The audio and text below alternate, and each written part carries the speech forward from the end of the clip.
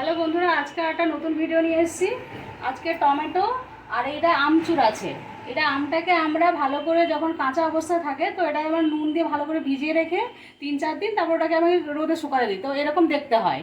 তো এইটা দিয়ে আজকে আমরা মাছের রেসিপি করব। তো প্রথমে তেলটা গরম হয়ে গেছে, তাই মাছটা আমি ভেজে আগে থেকে তুলে রেখেছিলাম। তো এখানে একটু সর্ষে ফোড়ন আর একটু শুকনো লঙ্কা একটু ফোড়ন দিয়ে দিলাম।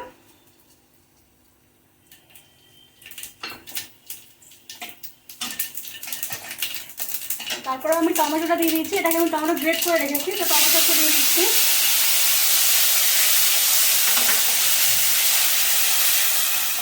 টমেটো গন্ধটা চলে গেলে আমরা এখানে সর্ষে রেখেছি, আমি 1 চামচ সর্ষে বাটা রেখেছি, বেশি দেবো না সর্ষে, মানে টমেটোর ফ্লেভারটা চলে যাবে।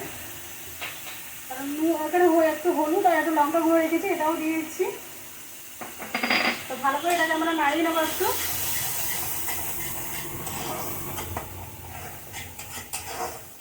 আর আমি আঁচটা মিডিয়াম আঁচে রেখেছি। তো এর মধ্যে আমি এবার একটু জল দেবো।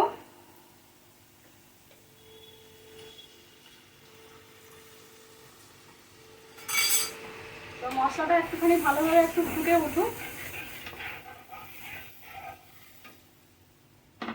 এই যে আমচুরটা রেখেছি এইটা আমি দিয়ে দেবো এর মধ্যে। তো একটু টক টক একটু খেতেও লাগবে, একটু ফুটুক একটু। তারপরে আমরা ফুটে গেলে একটু নুন আর চিনি দিয়ে আর তারপর মাছটা দেবো। তো দেখুন এটা ফুটছে, তাই এখানে আমি স্বাদ মতো নুন আর চিনি রেখেছি। চিনিটা একটু বেশি রেখেছি, একটু ওই টক মিষ্টি টাইপের হবে তার জন্য টেস্টটা। আর এই যে মাছগুলো ভেজে রেখেছি, এটা আমি কালপোস মাছ নিয়ে এসেছি। আপনারা রুই মাছ বা কাতলা মাছ দিয়েও করতে পারেন। আমি মাছগুলো দিয়ে দেবো।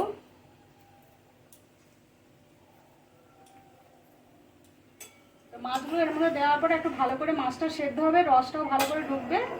তো তারপর রান্নাটা আমাদের কমপ্লিট হয়ে যাবে। এটা সিম্পল একটা রান্না, আপনারা বাড়িতে করতে পারেন। কারণ সবসময় তো ঝোল খেয়ে খেয়ে মাথায় মুখে টেস্ট চলে যায়। তো এটা একটু খেয়ে দেখবেন, যদি ভালো লেগে থাকে তো বলবেন আমাকে। দেখুন মাছটা ফুটে গেছে, 5 মিনিট আমি মাছটা ফুটতে দিয়েছি। তো ওর মধ্যে রসটাও ঢুকে গেছে, এবার খেতেও টেস্টি লাগবে। তো এরকম দেখতে হয়েছে। তো আপনারা বাড়িতে বানিয়ে একবার দেখবেন, আর গরম ভাতে খাবেন, দেখবেন খুব ভালো লাগবে। যদি রান্নাটা আমার ভালো লেগে থাকে তো লাইক করবেন, শেয়ার করবেন আর কমেন্ট করবেন।